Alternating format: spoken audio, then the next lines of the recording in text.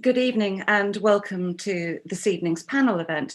It's the third in a series for Opera Holland Park's members and supporters, but tonight we're opening out to a wider audience. Opera Holland Park has produced two of Janáček's operas in the past, Janufa and Katja Kabanova, but this summer's production of The Cunning Little Vixen, directed by Stephen Barlow and conducted by Jessica Cottis, will be our first. With me tonight to discuss the opera are Lada Valešová, conductor, pianist, vocal coach, and music director. Lada will be the associate conductor in the OHP Young Artists performances of The Marriage of Figaro this summer, and will be familiar to many of you from her music direction of Pavel Haas's Fata Morgana, which was filmed to mark Holocaust Memorial Day. She has also been MD, musical director of Ivo van Hove's acclaimed production of Janáček's Diary of One Who Disappeared. Hello, Lada. Hello. We also have Dr. James Savage-Hanford. He's a musicologist with a particular interest in phenomenology and aesthetics.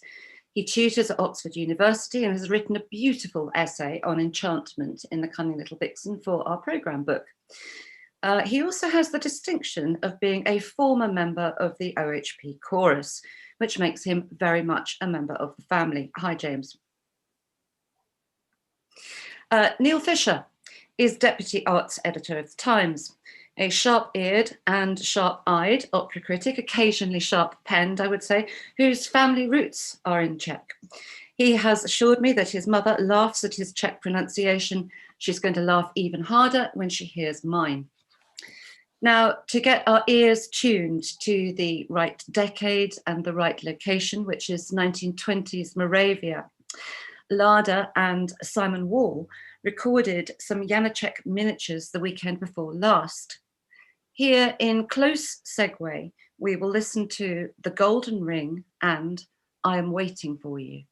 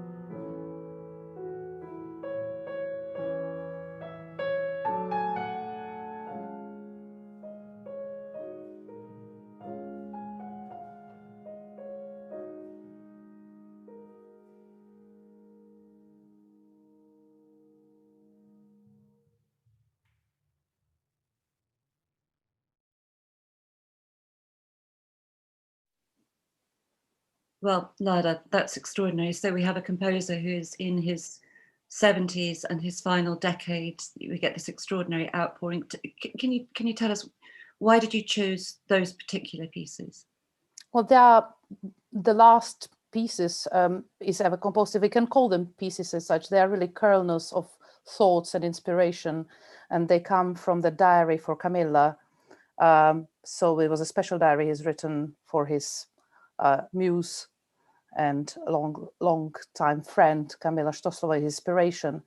And for me, because Janáček always works from the kernel, from the germ of the word or the sound or the impression he hears, it was very interesting to pick up two very intimate and very personal short kernels which he written into her diary, and I find them very poignant.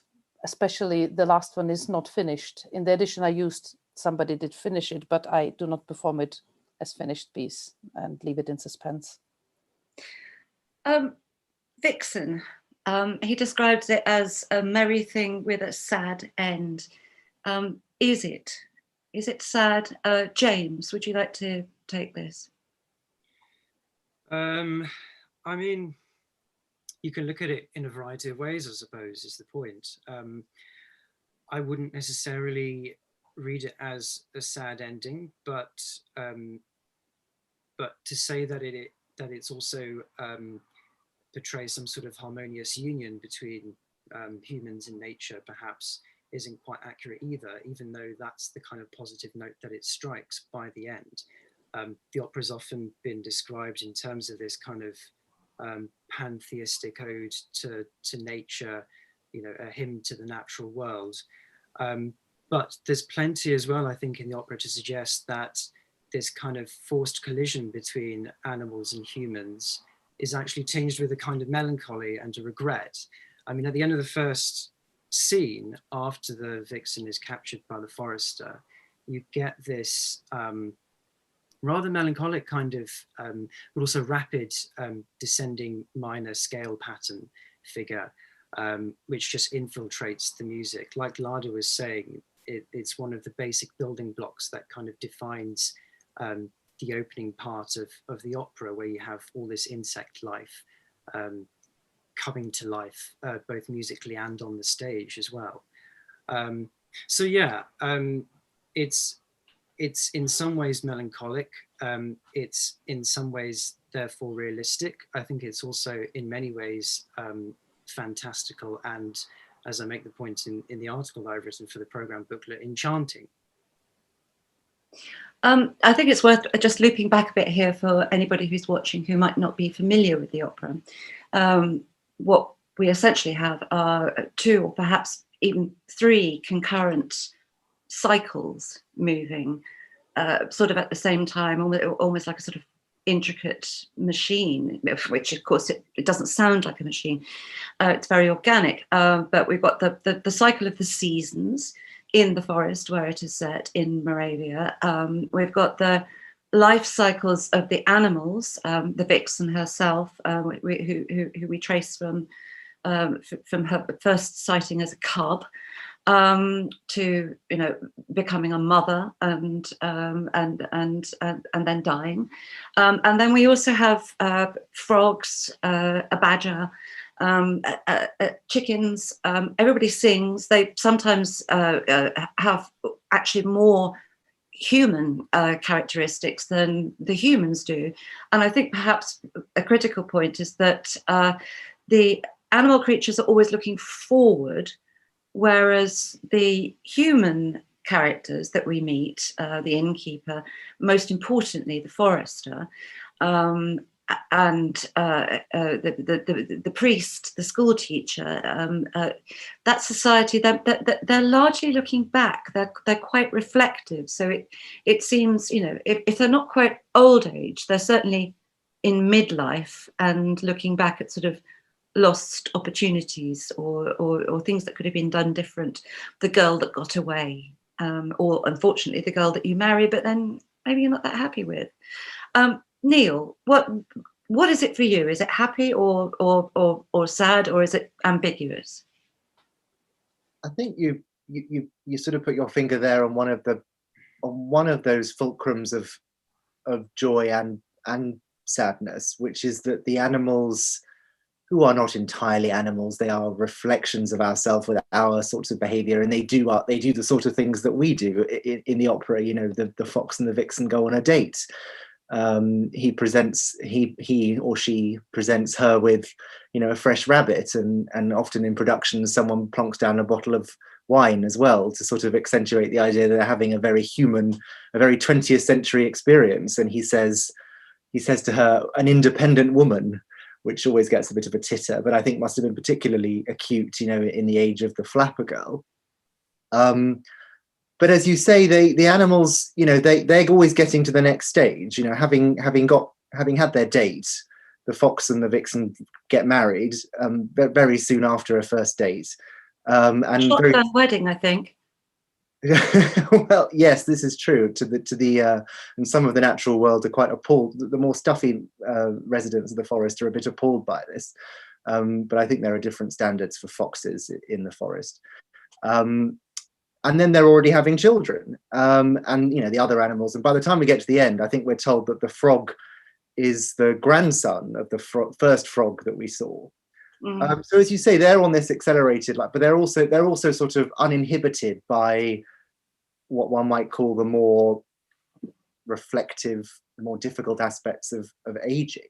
And I suppose one of the lessons and one of the things that I think appeals, whatever age you are watching this opera, is that you have this moment of realization that things are changing around you, and are you making the most of this world? That's what sits with the forester right at the end, and it's left. Well, the music tells of a reconciliation. It's joyous, but and he seems to be content, but I'm not sure he is. Mm. Just thinking about the route that certainly that the company has taken towards the Cunning Little Vixen, which is to do Janufa first and then Kaja, and only now Vixen on the new stage and in the new auditorium, which is an exciting prospect. That's actually the order in which I first got to know them, and I was thinking this afternoon that I mean, Janufa, if you took the bare bones of the story, you could set it in Calabria or Sicily and imagine that story written by, Leon Cavallo or Mascagni, who I believe Janáček met. Similarly with Kaja, unhappily married woman makes disastrous choice, either is or feels suicidal at the end. We have all of that from Russian and French literature in the 19th century, but this is something quite entirely different. Could it have come from anywhere else? I mean, there was skepticism initially, not least on the part of the author of the book that was developed to accompany the illustrations. I'm sorry, Lada, that was for you. I'm just, as you were speaking, I've been thinking, do we have any other operas which are so closely bound with nature? I'm thinking of Snow Maiden, but of course that is a fairy tale, and our Vixen is originally a cartoon in a newspaper by Czechoslovakia. I think if it could happen in any other country, of course it could be composed somewhere else. I just think it's the Janáček is the key. It's his love for nature, is his long walks, is his love for Hukvaldi, is his complete passion about every little bird's sound. He would go on a long expeditions just to capture that. I don't know any other composer who was as absolutely obsessed with the sound world around him. And I see Neil is bringing in a point. Well, no, I mean, because I can't think of another opera either, but the only thing I can think of that's analogous and is actually Mahler, is the world of the third symphony, this sort of wordless world of nature without characters, but there is a voice in Mahler's third, and also Das Lied von der Erde, the sort of farewell to die liebe Erde, the great world and earth. And Mahler, of course, is in fact also a Moravian, commonly thought of as an Austrian, but I'm waving the flag for his Kaliszcze. Yes, his birthplace. And maybe they both tap into something deeper there, something of the soil of that place. But and Janáček was a great admirer of Mahler as well. Okay, but James and I want to counter this with L'Enfant et les Sortilèges. I mean, the garden scene. How do we end up with two operas that take a very different, I think, a view of Enchantment, but two operas with singing creatures, a nightingale, a bat, a squirrel, that are premiered something like only 18 months apart. Is that correct? I think it was closer, actually. I think it was the Brno premiere of Vixen was in November 1924, and in March 1925 in Monte Carlo you had Ravel's L'Enfant being premiered, which, I mean, the proximity there I think is purely coincidental, but perhaps not so coincidental is the fact that you have these two composers actually exploring this idea. I do agree entirely with what Lada and Neil say about the importance of locality when it comes to Janáček's language here and this obsession with nature and the natural world, absolutely. But I think that there are quite a few composers who were exploring this idea at the same time. I mean, you look at Messiaen is an obvious example a bit later in the century, obviously, with his fascination with birdsong. But it's pretty much exclusively birdsong, whereas in Janáček you get a whole range of different animals, don't you? And it's the same thing in the Ravel. Bartók's Out of Doors suite also focuses on a number of different animals. This is, I think, indicative of this kind of broader fascination with the relationship between reality and fantasy, and the way that that's kind of explored in the early decades of the 20th century. I mean, in terms of this, in terms of the other work that's going on at this time, you think of something like Freud's interpretation of dreams, which kind of really gives credence to the imaginary and to fantasy, almost being a way in which we kind of make sense of reality itself. And the idea of animals in the natural world, I think, is very closely tied in with this kind of relationship between reality and fantasy.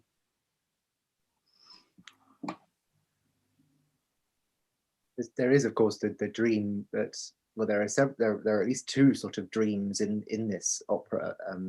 The dream of the vixen that she is a young girl, and then the sort of befuddlement of confusing Terinka for the vixen. And this, you know, these are very profoundly modern ideas of what's in our subconscious, who are the archetypes behind us, you know, what sources do we have for our sort of behavior and understanding, because Janáček was not religious, you know, strongly believed in pantheism of nature, of progress, of the new Czechoslovak state. You know, he was, by this stage in his life, what's wonderful is to see him fizzing with the ideas, the sort of the possibility, new answers, new directions.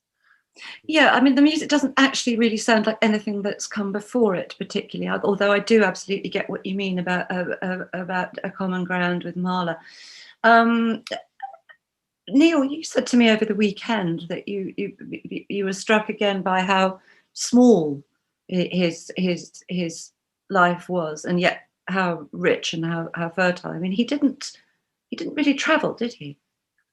He didn't well, he's in a way he's traveling all the time. At least by the time we get to this stage, he's shuttling around between where he actually grew up, Hochwalde, and where he has a new sort of country life, although it's far from, that sounds very grand. It doesn't seem grand at all. I mean, there are records about him writing to his wife saying, "You've got to come and help me pick the fruit." And then they sort of talk about potatoes and onions and things. So he was not gentry or anything like that. And he records the sort of day-to-day foibles. You know, a gamekeeper has been fired and he wants to take his side or look into this.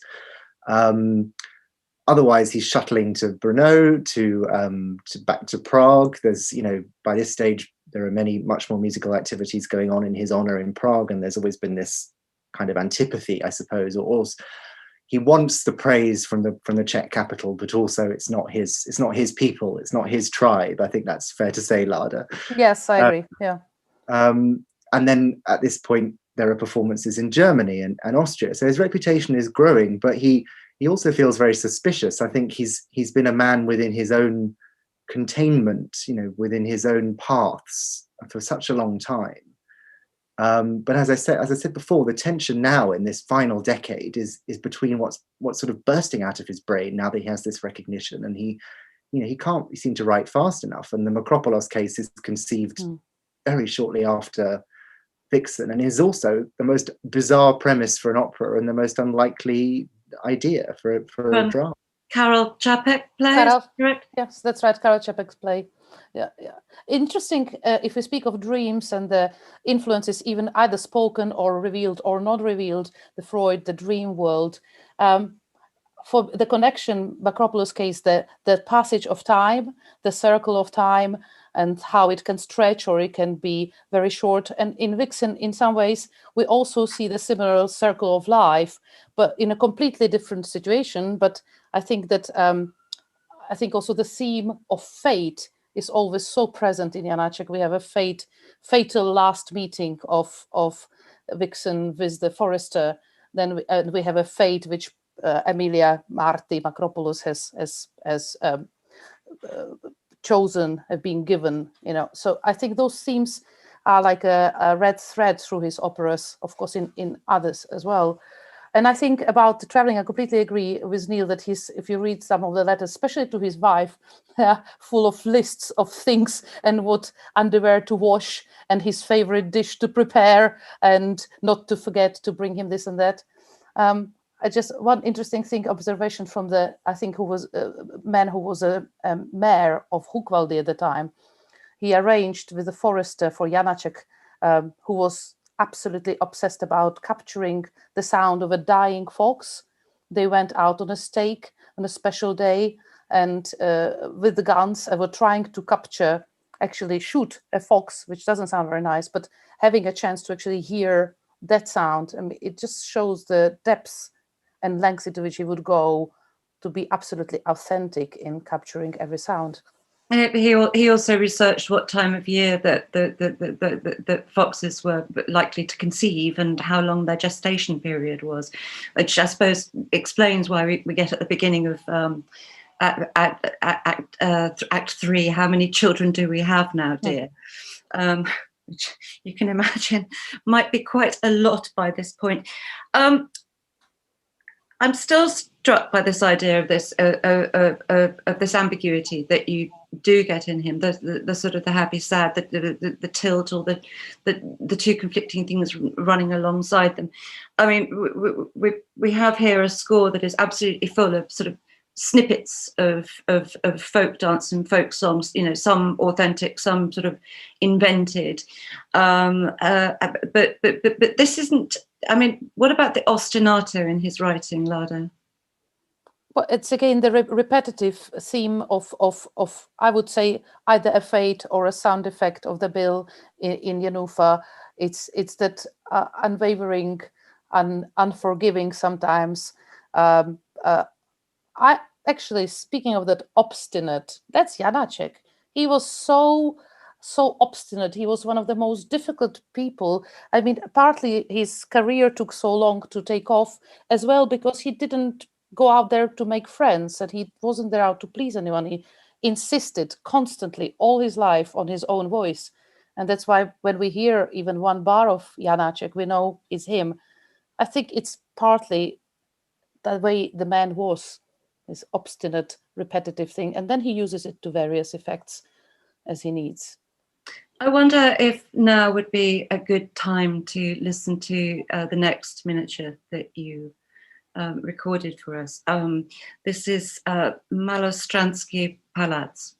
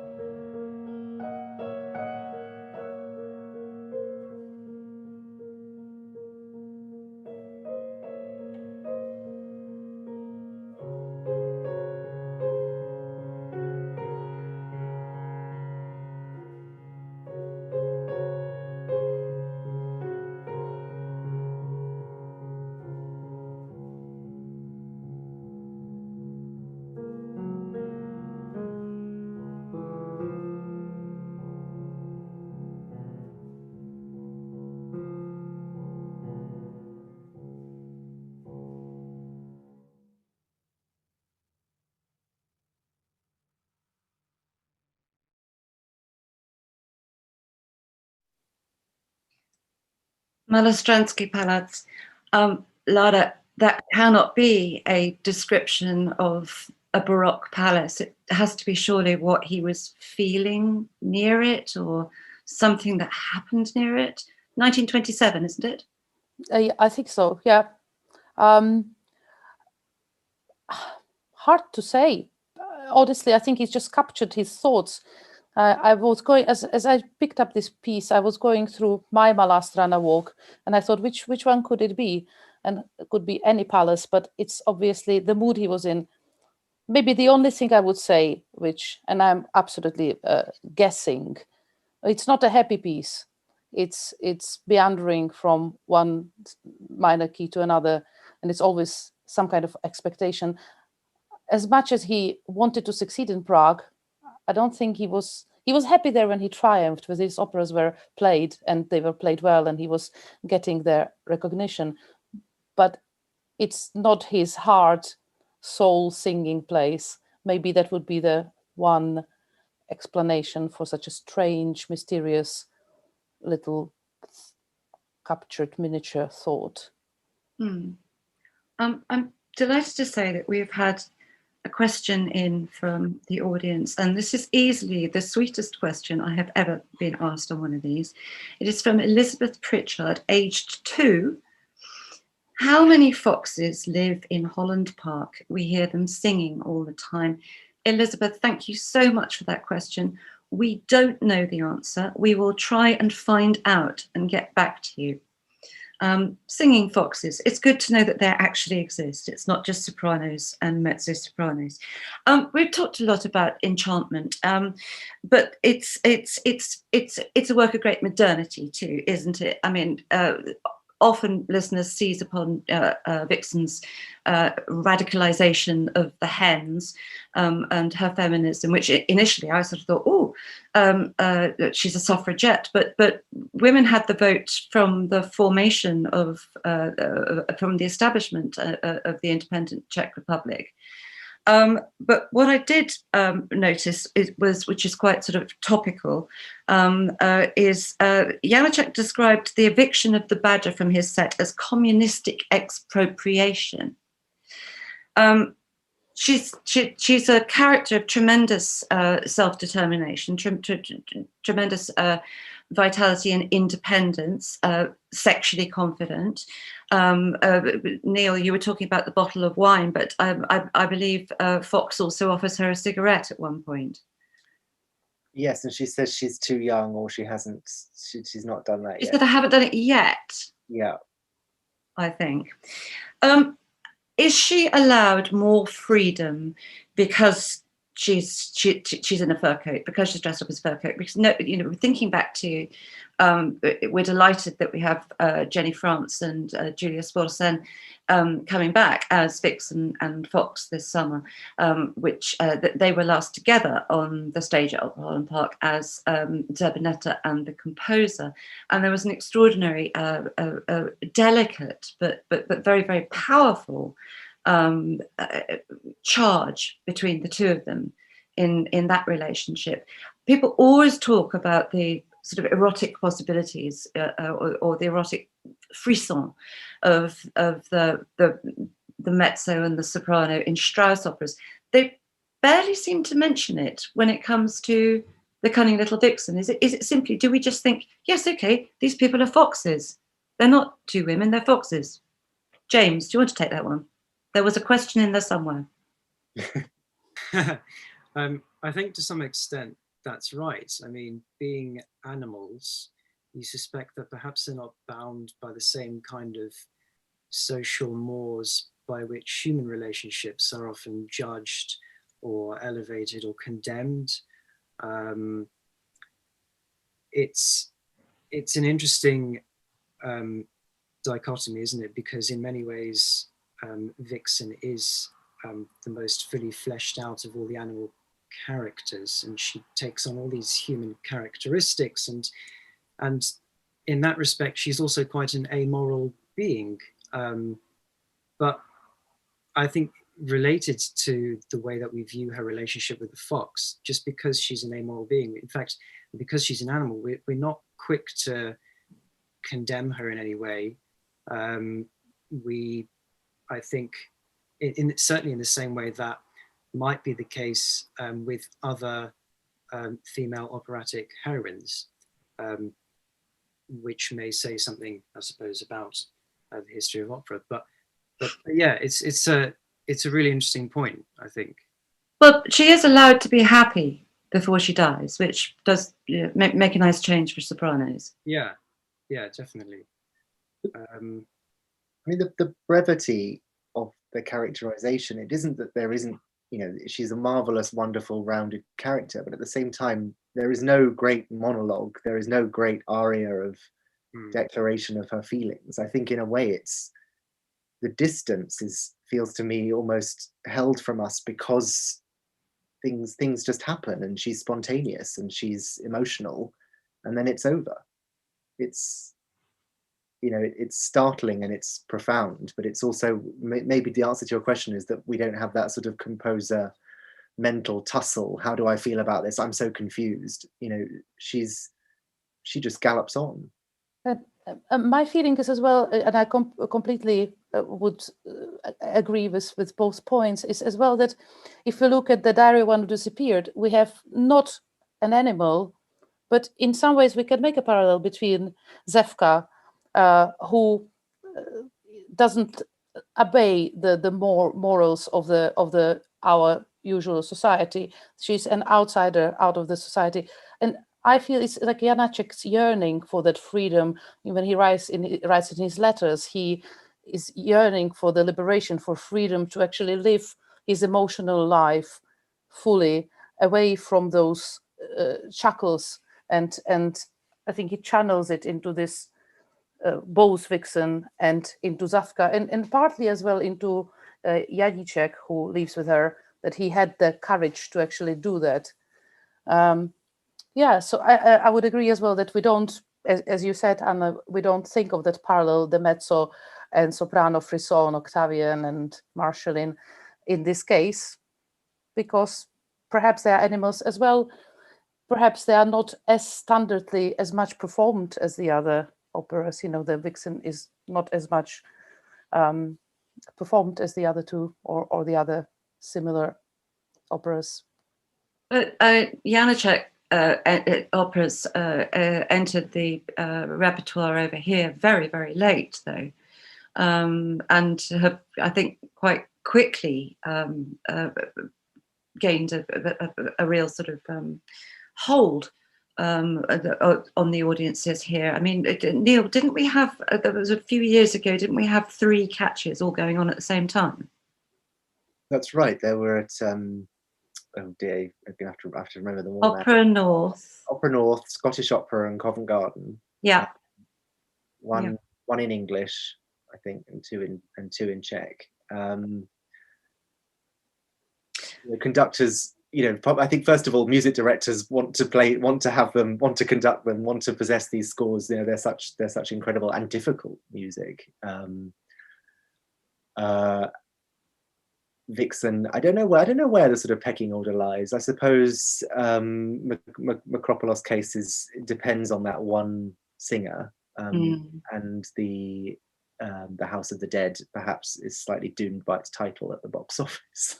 Although that Covent Garden production, that was astonishing. I actually didn't see that one. I must. Oh, okay. Well, maybe if they revive it. How much of this has to do with Kamila? How much is that? I mean, you know, he referred to Katja as being like Kamila. He referred to Emilia Marti as being like Kamila. I can't remember whether he directly referred to Vixen as being like Kamila. I mean, this slightly sturdy little woman with 2 children, seemingly very happily married to an antique dealer. She doesn't particularly seem to fit any of the projections that he placed on the music that she inspired.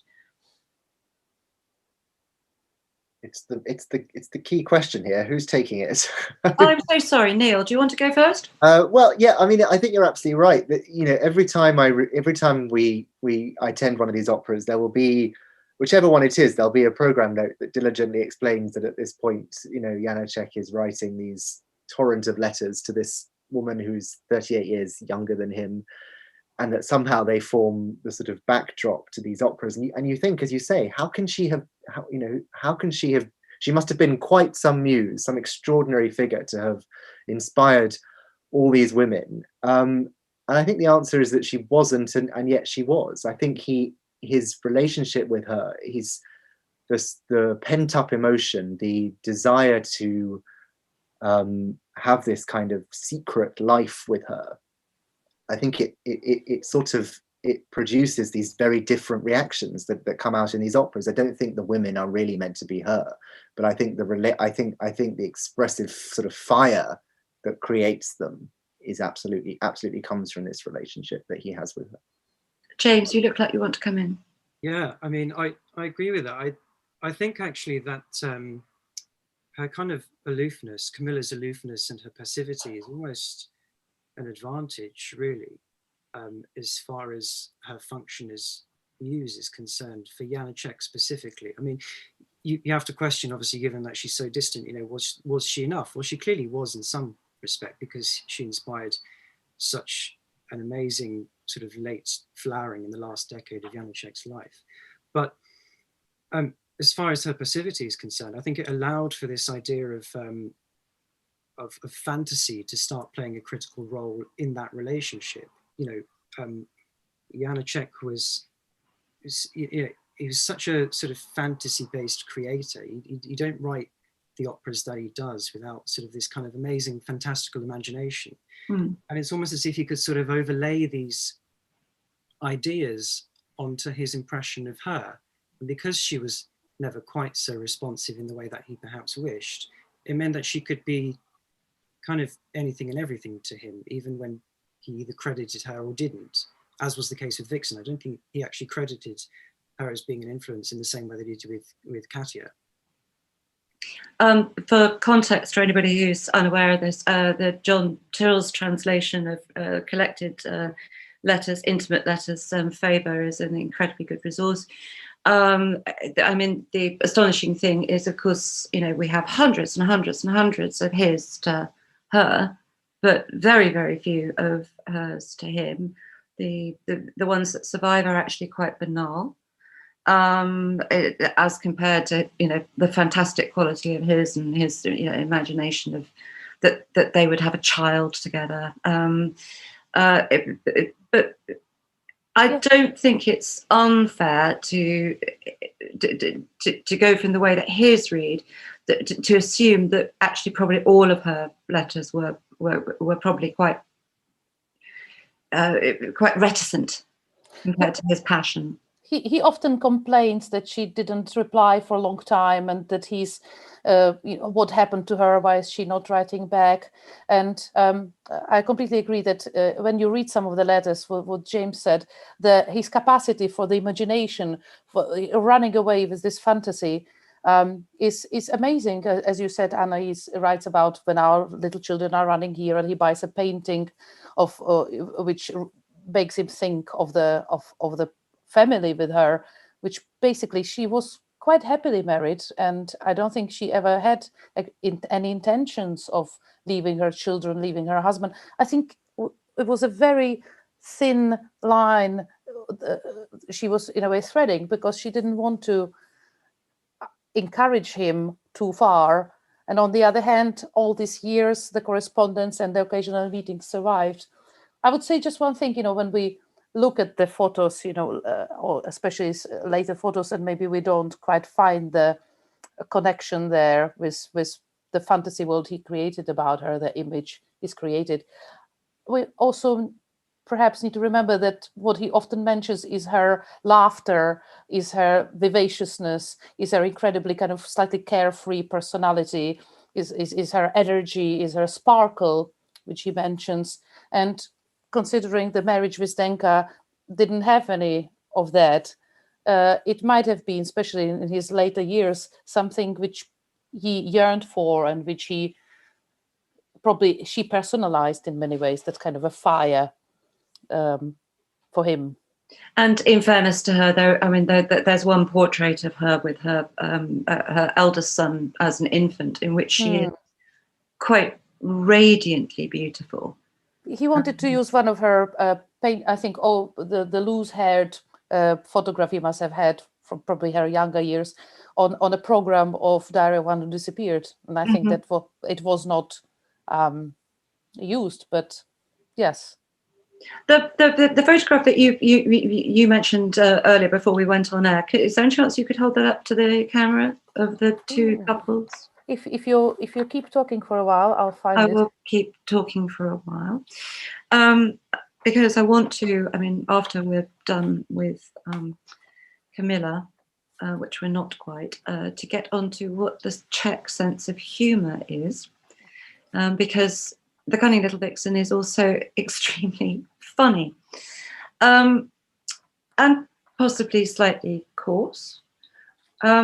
Neil, give us a sort of insider's or semi-insider's perspective from your family roots. Yeah, I'm sort of conflicted here. We're at several removes here, although all my grandparents do come from this sort of the paths that Janáček trod, at least in Brno, not in Hukbaldi, which is sort of further east and I suppose more rural.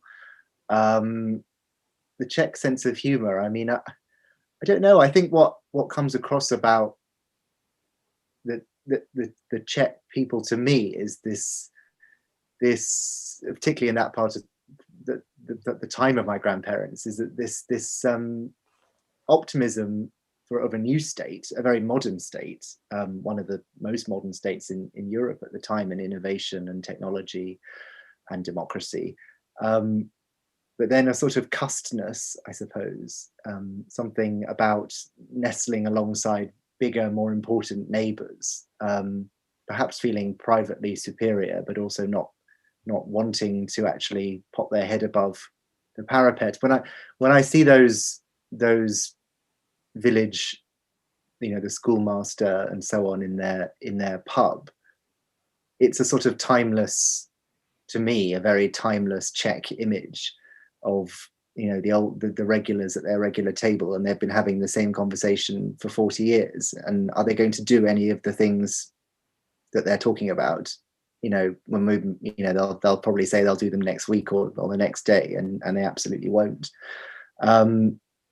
It also connects to the mentality of the good soldier Schweik, who is a sort of Czech hero, a hero for being essentially a coward and a drunkard and someone who will cock a snoot at authority. This was also the mentality that, to take us more towards the present day, that the first president of an independent and not a democratic Czechoslovakia, Václav Havel, would deplore of the country, that it just had this sort of, well, we'll do what people tell us to do, and in the background we'll make fun of them. And I don't know what you think, Lada, but I know Havel felt that was actually not good enough. It was better to fight for something and believe in something. Oh, there's Mendelssohn on the Roof. Yes, it's. I absolutely agree with you. And this, I would say one thing. It's Schweik. Some especially intellectual circles who deplore the Czech intellectuals that we would be associated. But my own father loves Schweik, and my entire family loves him. And my father kind of completely understands. We understand where he comes from. I would say one word: survival. It's come as a small nation with a very specific language, specific crossroads of Europe, always with some powerful neighbors, as you said, always part of some empire or other. How do you hold on to your identity for so long and create so much culture? Is that exactly, you pretend to be an idiot, as Schweik says, and when his boss asks him, Schweik, are you an idiot? He says, yes, and I actually have a paper to prove it. So you see, that's one of the sides of the Czech humor. If you want at some point to see the photograph, I found it now. Yes, before we carry on, and I hope it will be visible without too much shine. Oh my! So Janáček, Zdenka, her husband David, and that's Kamila with a vixen on her shoulder. Yes, of course, and it's Tarinka who gets to wear the fox fur in the opera, isn't it? In the end, that's how the forester realizes that Vixen's gone. They did kiss in the end, didn't they? I think probably. I don't want to say musicologically wrong things which I haven't researched. So there's a suggestion in the letters that there was finally at least a kiss before in the forest before he died. Just thinking about another novel, and I've completely forgotten the name of the author, Mendelssohn on the Roof, which is about life under occupation, and in what was then termed the Protectorate of Bohemia and Moravia. Interesting use of protection. And two workmen are sent up onto I think it's the concert hall. Rudolfinum. And told to remove Mendelssohn because of Mendelssohn being Jewish, and they don't know who they're looking for, and instead they take down Wagner because he's got the biggest nose. Yeah, so that's what they're that's the only clue they've got. Yeah, it's a very funny book. And of course, actually, fantasy feeds very much into the work of Milan Kundera and Josef Skvoretzky. Did I pronounce that correctly? Skvoretzky, yeah. Skvoretzky, okay. Well, we've touched on it now. This is presumably the reason for this great fracture in Czech musical tradition, or at least not fracture, compression, because 1928, the year of Janáček's death, we have this whole generation of extremely exciting composers and musicians coming through. I mean, Lada, you're a great advocate of Pavel Haas's music, aren't you? Could you talk a little bit about what happened after Janáček? Well, Pavel Haas stands out as one of the most talented students of Janáček. In his music, I see the combination of the Moravian, his teachers' influences, the jazz, film. His brother was probably most beloved Czech actor of his era and had quite a tragic fate emigrating to America. And Haas hasn't actually traveled anywhere like Janáček. He simply didn't have a chance, I think. But he combines in his music all of these influences and coins. In a very short time, he was given a very distinct language.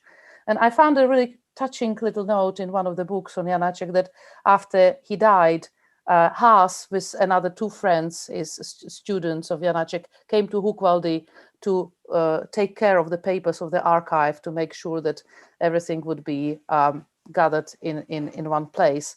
So yes, what comes then is great crush, and a lot of this talent, of course, gets destroyed, and then the Iron Curtain comes down quite soon after, because the composers who composed in communist times, some of them are still to be discovered and heard more in the West. So yes, Pavel Haas is his student, but he managed to put all of his zeitgeist, if I can use such an original word, into his language, into his musical language. So is this a good listening point for people to follow? Obviously there's tons of Janáček, which is extraordinarily compelling and fascinating, from the piano miniatures through to the operas, Sinfonietta, Intimate Letters, the string quartet, which is probably the best reflection of the relationship with Kamila. But yes, people should go out and listen to Haas and Ullmann, Krause. Absolutely, yes. Gideon Klein, very interesting composer as well. This whole playad, but of course they all come from their own different backgrounds, Or there's specific about Haas that he's right at the heart there in Brno. And of course as well, influences of his Jewish background. His uncle was cantor in synagogue, so we would often hear those melismatic influences from that. What I do admire is that having all those influences, it doesn't sound like mishmash. It's a very distinct voice, So definitely I would research more departing from Janáček. I don't know if Neil agrees that it's a good point to go towards. Yes, and I mean Janáček wants to create a specifically Moravian, school. That comes across, hugely from his efforts as a pedagogue, what he writes. It also creates this tension that we talked about with what's going on in Prague, where they just are constantly looking for the next Smetana, the great Czech, the icon of Czech nationalism, and he's sort of rolling his eyes at that, and he wants to be anointed a successor, but not that successor. I know I sort of wanted to just come back to this question of humor, because even though there is humor in the operas, I don't know how much one gets from Janáček himself. He's quite a gnarly, prickly, sensitive soul, and he doesn't crack that many jokes. But maybe the letters are not a good place for people to be that funny. Hang on, what was that? But what was the thing he wrote to her when she hadn't been in touch with him for a while? Oh, that you're as silent as a Christmas fish.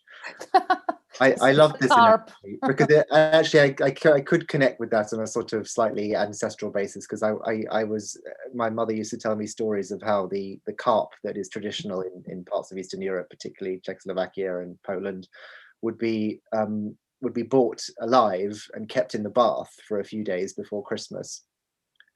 I don't know if presumably it would be quite silent at that point, but it would definitely be silent after it was bonked on the head and served up for Christmas. We did that. We had 3 carps in the bath as children. Now I look back and I think, but it's still done. And if you live anywhere near water, there's a nice tradition. You take carp, you give him a name, with maybe Pepik or František, and you release him to River Moldau. At which point the trauma of his experience, I don't know if that silenced him, but usually at home it would be a more brutal method. Now we don't do that anymore, of course, but others do. It's still very much part of a Czech Christmas tradition. Is 3 carp in the bath like sort of 3 cars in the driveway? Was it a sign of great ostentation and affluence? It's a family of 5, so it was simply rationing.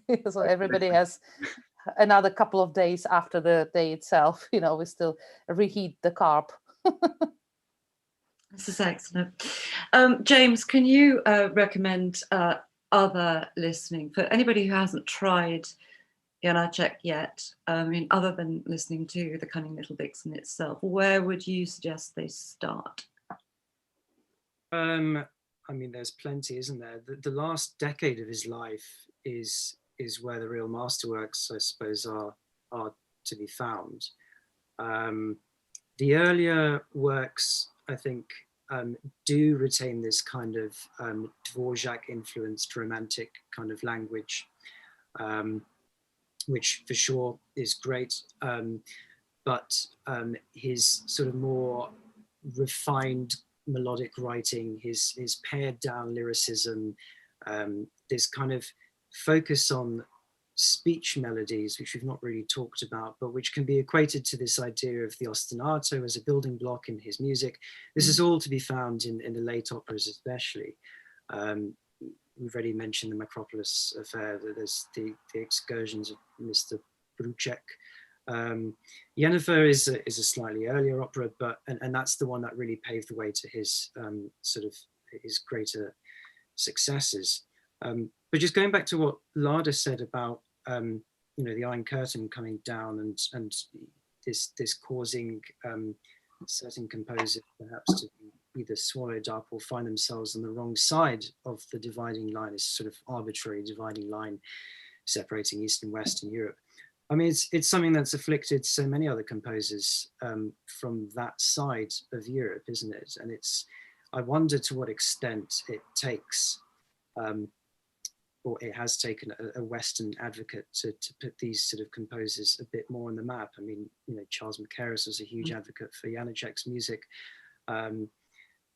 Going over to Poland, someone like Karol Szymanowski was obviously put more on the map by Simon Rattle and the City of Birmingham Symphony Orchestra, after they recorded a box set of a series of his works. but it's yet to happen, I think, for a number of other composers. You look at George Ionescu in Romania, for instance, or Skalkotas in Greece. You know, they haven't sort of reached the kind of international renown that the likes of Janáček or Szymanowski or Bartók, for other reasons, you know, have.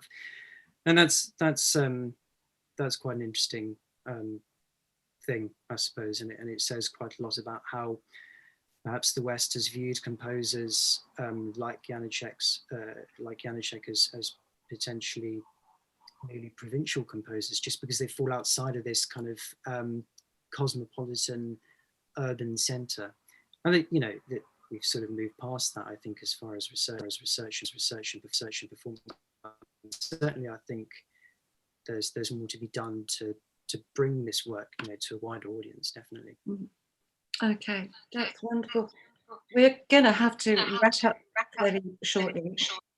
Before we sign off for the night and stumble home through the sunflowers, let's listen to one of the great melodies of the opera played by Lada. It's the Dawn theme from Act 1.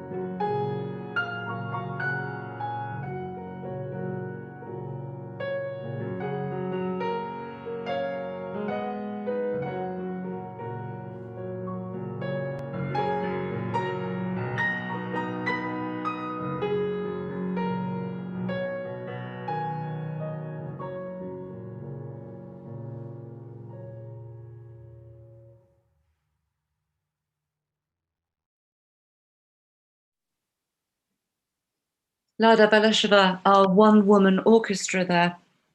Thank you very much to Lada, to James and to Neil. And thank you to Bob and Elizabeth Boas for allowing us to use their lovely music room as a recording studio. The Cunning Little Vixen opens on July the 13th. You can find out more about it if you want to listen to the latest episode of our podcast from the producer's office. You'll hear James Clutton, our CEO and Director of Opera, in conversation with Stephen Barlow, who'll be directing the production this summer. My thanks also to my colleagues, Simon, Lima, Chloe and Philippa for all the technical wizardry and the lightning finger work on the live tweeting. The next Opera Holland Park members and supporters panel event will be on May the 18th with a focus on Mascagni's romantic comedy L'Amico Fritz. If you're interested in becoming a member, please visit our website and you'll find out all the details there. My guests for that event will be the director Julia Borbach, Josh Spiro of the Financial Times, and John Allison, editor of Opera Magazine and a self-confessed disliker of romantic comedies. Could be fun. Thank you. Good night.